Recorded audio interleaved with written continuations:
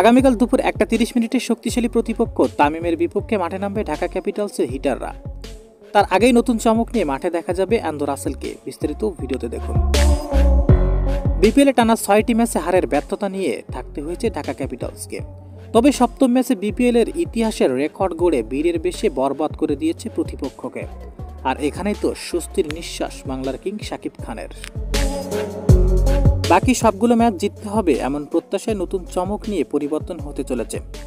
আজ সকাল 8টায় টি স্পোর্টসের দেওয়া সাক্ষাৎকারে শাকিব খান বলেন, আগামী ম্যাচে দলের একাদশ শক্তিশালী করে তামিমের বিপক্ষে দলে অ্যান্ড্রু রাসেলকে দেখা যাবে। তো দর্শক, বরিশালের বিপক্ষে ঢাকা কি জিততে পারবে? এবারে বিপিএল আপনি মন থেকে কোন দলকে সাপোর্ট করেন সেটা অবশ্যই কমেন্ট করতে ভুলবেন না। ধন্যবাদ সবাইকে।